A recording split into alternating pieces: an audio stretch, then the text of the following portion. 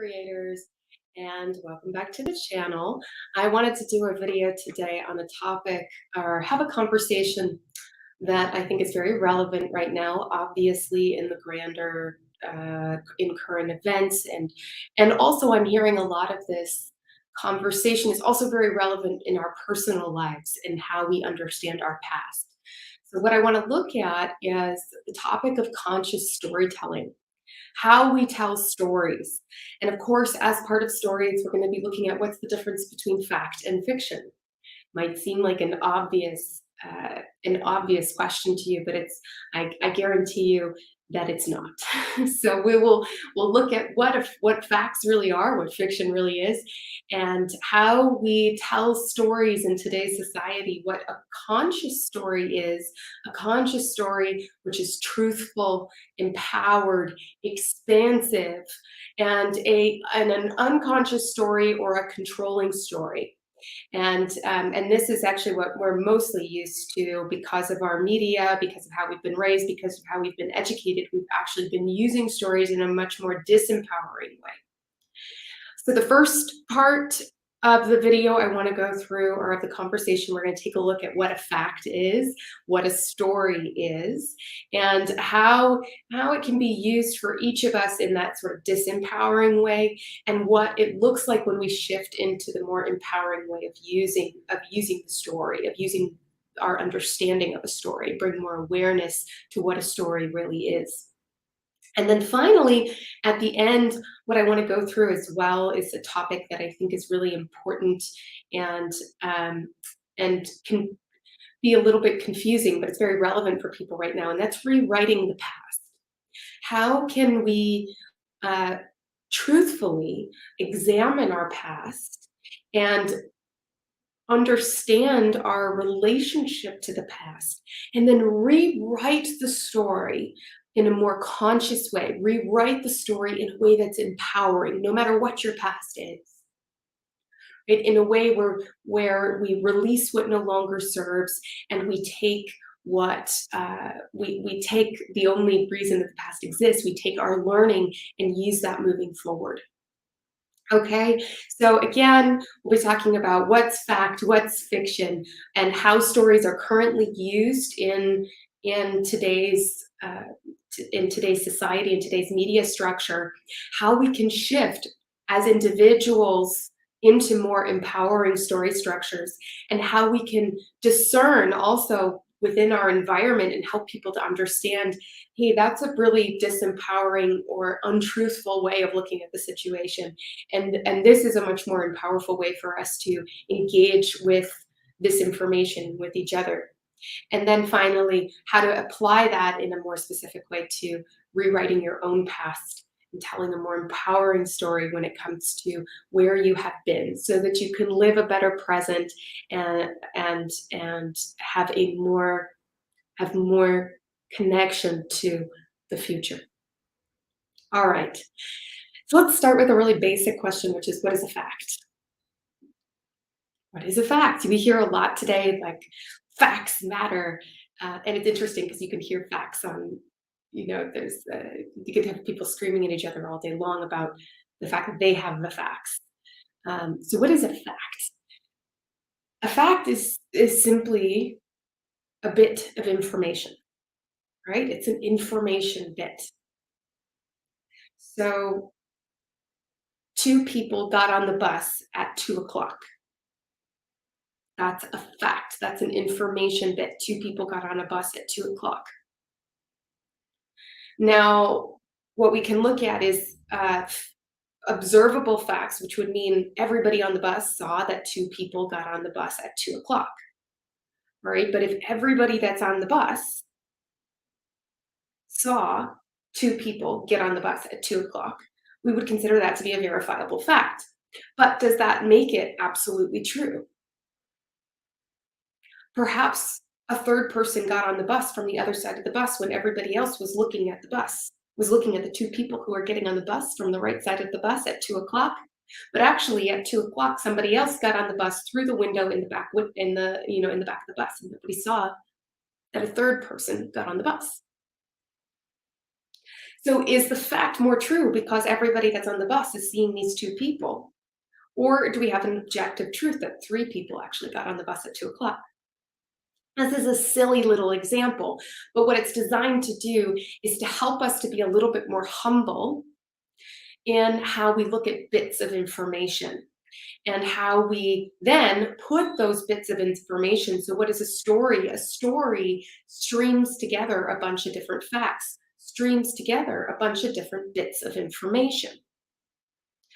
Now, that story is it's constructed, it's the container that is put around facts or information bits. So the story is made up of information bits, facts. Second, the story is made up of the storyteller's projection.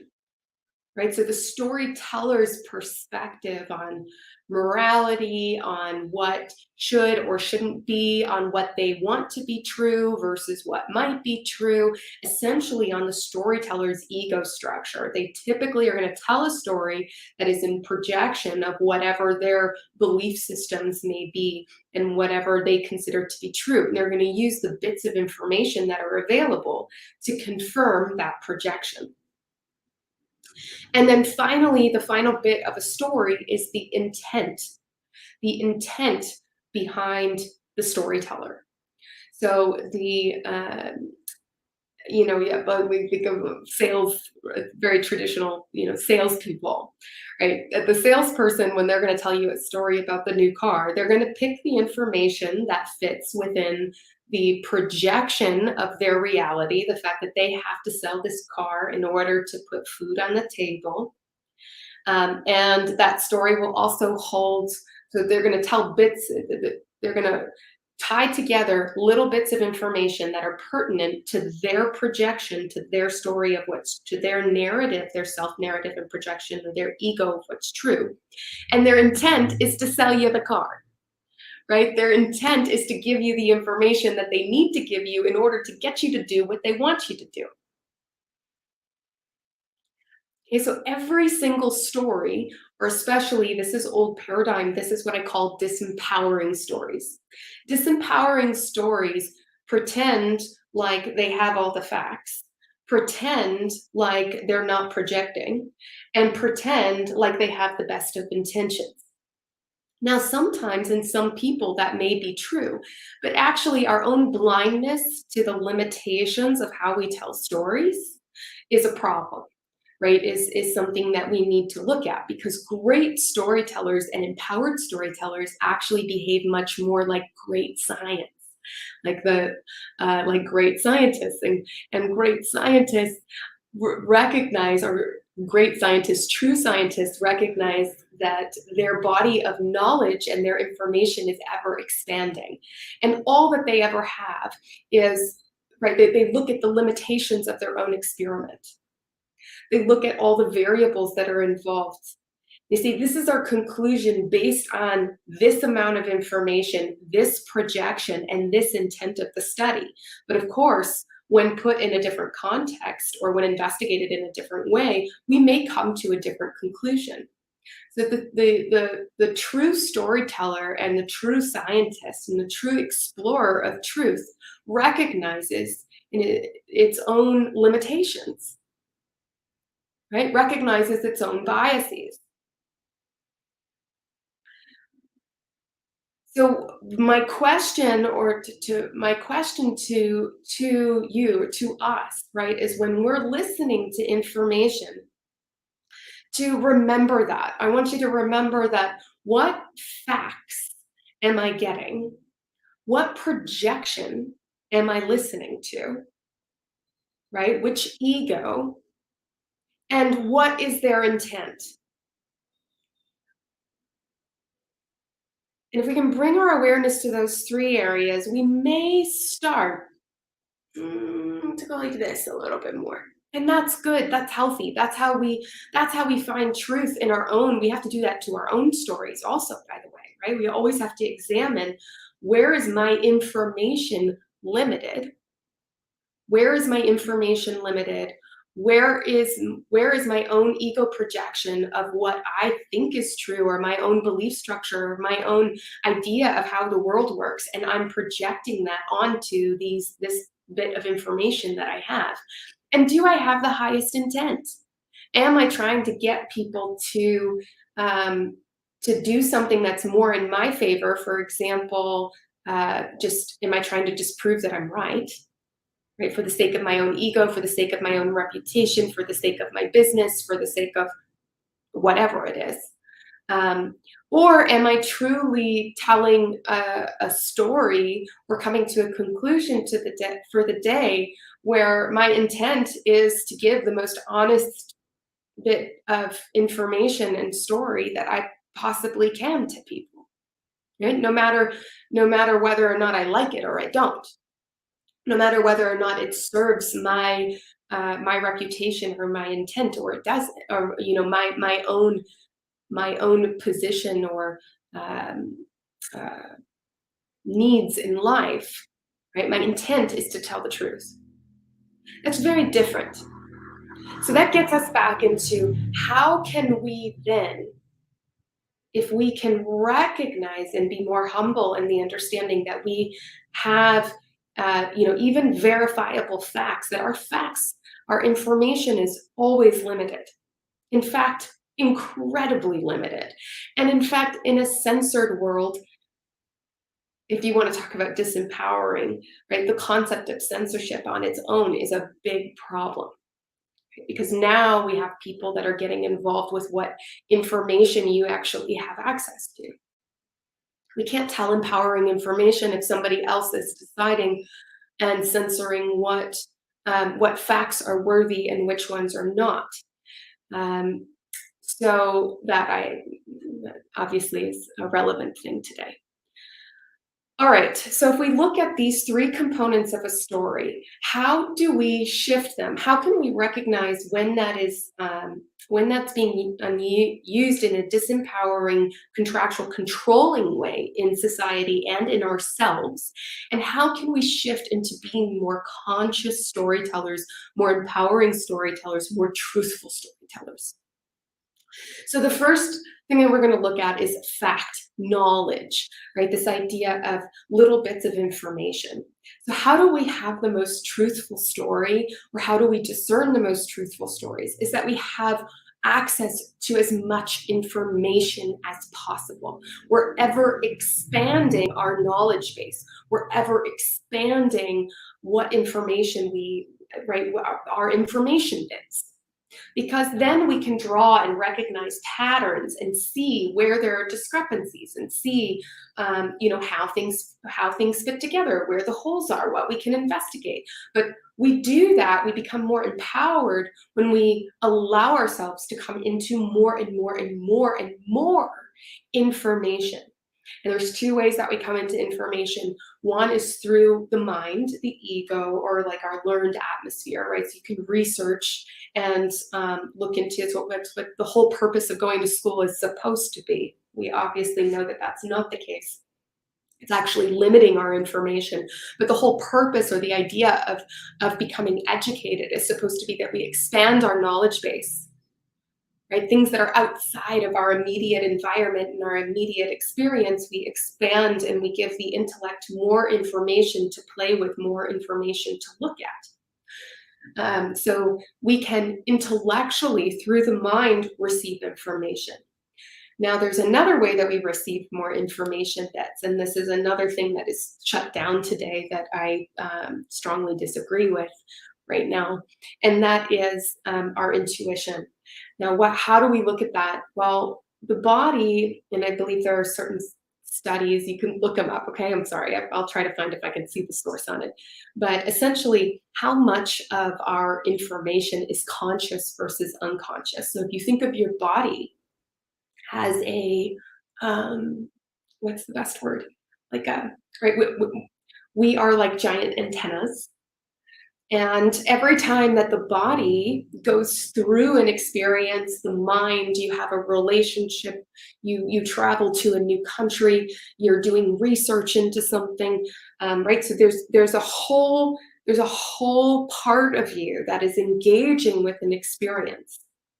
Now, the mind can only take in a very small amount of information consciously. And oftentimes, even that information is being integrated in a way that's already wired into the ego's brain or belief system. So it's kind of like I'm picking up information that's confirming. Instead of expanding, it's contracting, it's confirming the intellect. And that's the problem with when we get too stuck in the mind and the mind's way of gathering information.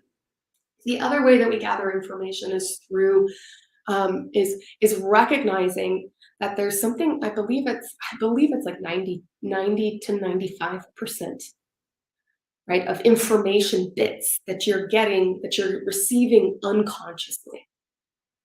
Okay, this is verifiable research. So you can even just put that into Google. I don't think it's been censored. So 95% of our information is coming through in a non-mind sort of way, and that's why our intuition is very important to continue to engage. Right? It is our intuition that tells us that we need to do an experiment. It's our intuition that says, you know what, I've got these facts, I've got this information right in front of me, but something isn't right, and I don't know what it is. Now, is that my gut instinct and my own confirmation bias, or I'm uncomfortable? Possibly, right? But there's something else to be examined in the situation, and if we ignore our intuition, we're ignoring a 90%, I'll go with 90%, 90% of the information that we technically have access to, that we can technically expand into, right? If we can release the mind. So we have conscious information that and this can include things. I believe it's even part of, like, if you read something 10 years ago, but somewhere inside of you that information exists, but it's not conscious in the moment. You can't go, oh, I have that thought that's related to this book by Ken Wilber, whoever that I read when I was in my early 20s, and it was related to this topic. You may not be conscious of that, but that information is still within you. Okay, so when we're telling more empowering stories, we need to expand our knowledge base, our conscious information, our access to facts. This is why, in the case of, well, in today's setting, it's important that we have access to as much data as possible. Right? That's the point, is that if we have limited data, then we're incredibly limited, and our storytelling is going to be inaccurate. So we want access to as much information as possible. That will help us to make sure that we're having more accurate understandings. Our storytelling is more empowered, still limited, still not necessarily right or correct, still expanding, still able to be disproven tomorrow. But at least we have more information bits that we're working with. We also need to use our intuition and understand the limitations of the information that we have access to. That our information is always limited. So how can we expand our awareness, expand our experience, apply our experience, apply the parts of us that are more unconscious to the amount of information that we're using to tell a story? And finally, the next way that we can kind of shift into more empowering stories is recognize that there is no such thing as a true story. I know maybe somebody, if you want to leave in the comments about an example that you may have, but I don't believe that there's any such thing as a true story. There is really only opinion. There are facts, there are information bits, and even those are oftentimes changing. So there are facts, there are information bits, and then there are opinions based on how we make sense of those information bits. That's what we do as humans, is that we take information and we consider ourselves logical, but it's actually how we're telling a story, how we're making sense of that information. So um, yes, so recognizing the limitations of our information, and then okay, sorry, let me go back. So, we shift into more conscious stories is first we need to really accurately look at what information is, what a fact is, and what a verifiable fact is, and have some humility when it comes to understanding the limitations of the information that we have, the manipulation of the information that's available. That's always something to look at as well, right? Even that we can see that even in history books. History, we consider certain events in history as facts, recorded a certain way, but of course it was recorded by the person that won, by the victor, so to speak. And so they have a certain story or perspective or little bits of information that they're going to leave out of the story. And this is just the nature of life. This is just the nature of where our consciousness is right now. We're always going to be at this point in time. Um, we're expanding, and the more that we can develop awareness and start to work with our intuition, our ability to discern and work with data bits will get much stronger, right? But if we just laser focus on data bits as if they don't exist, as if they don't require a story, then we're telling inaccurate stories. Those aren't true. Um, okay, so we can shift from information. So we need to come into more information. We need to empower our intuition. Okay, and this gives us more and more access to facts, to data bits. And then the second one that we looked at was projection, right? So we need to have awareness around the fact that we project. We project our own ego, our own belief systems, our own emotional wounding, all of these things is that we projected onto other people or onto information. And so how can we lessen that? Well, one is to acknowledge that it happens, right? That we're always projecting, and that the stronger I think it is, that it requires to a certain degree that we have. This is why the storyteller matters. So if you're going to listen to someone and how they're telling a story about information, I would ask that we always look at who is putting the container around information. And do they seem to be someone who is truthful, who is aware? And this third part of a story, which is very important, relating to intent. Are they coming from the highest intent? Right? Are they really coming from the highest intent? Are they willing to fall on their face and be embarrassed and be humiliated because they speak what they believe to be true or most helpful for people? Now, this doesn't make necessarily their information more right, but it makes them as a storyteller more accountable and more empowering. Is that the storyteller has to recognize where their information is limited, where their questions are, right? So you can use data or information to support your story, to help make sense of your story. You're going to use your intuition to help fill in parts of that story. But at the end of the day, you're going to acknowledge that you are telling a story, that it's your opinion. It's not fact. When people start to when individuals or institutions begin to claim that they are fact, right? That they have the ultimate truth. I would suggest that we, as listeners, uh, get very quiet with ourselves and recognize that no one holds the whole truth. And the first way of discerning whether or not someone is really out for the best for people is a sign of their own ego or their own projection, right? If they can be humble enough to admit where there are holes in their information, which is inevitable.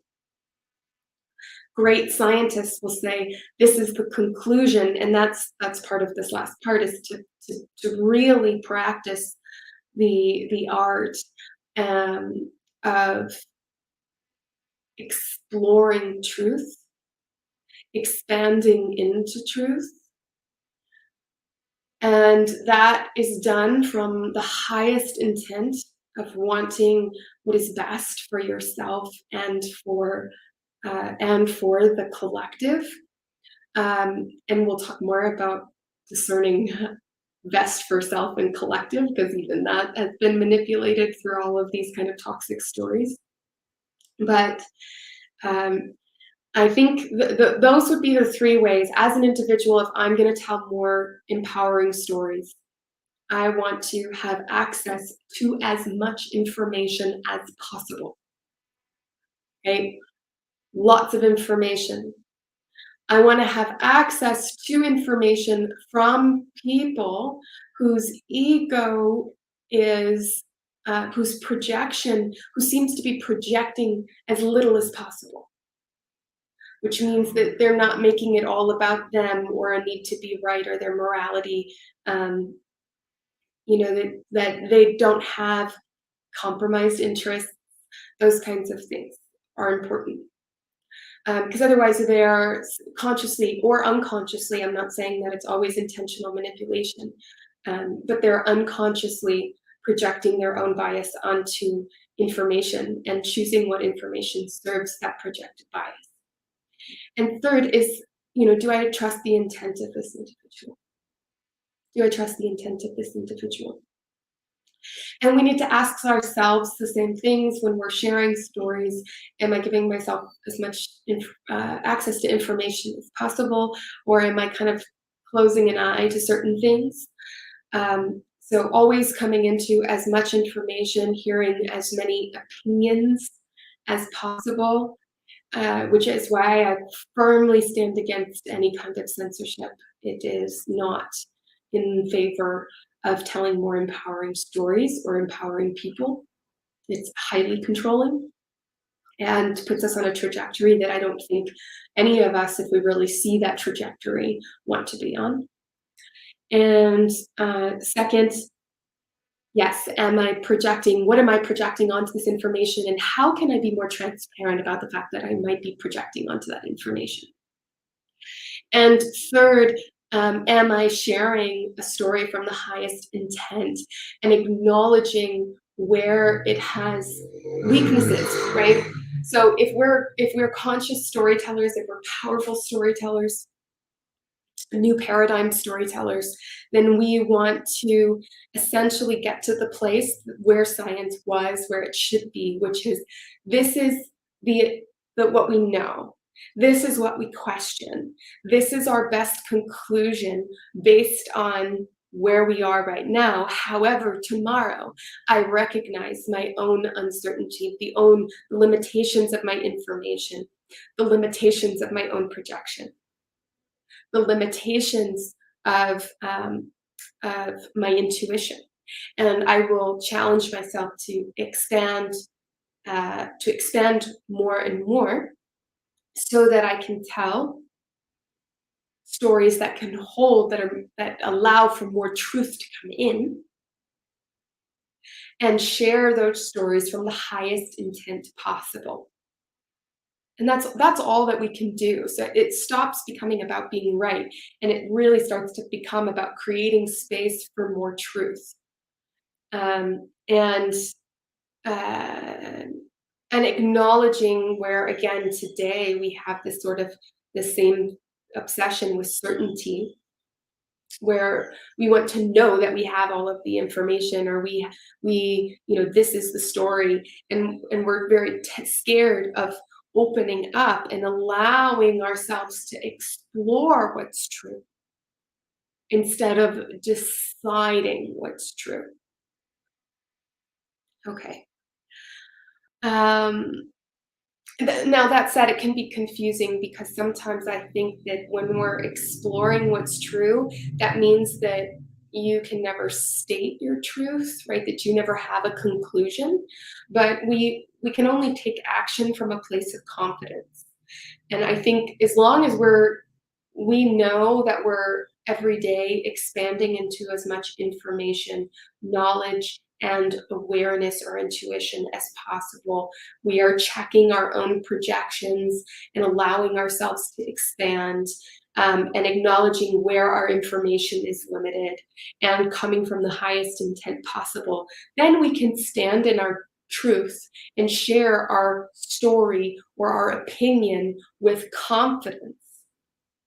And that and we can listen to other people who are doing the same, and hopefully together we'll start to kind of um, we can start to navigate uncertainty much better, uncertainty, and come into more truth together.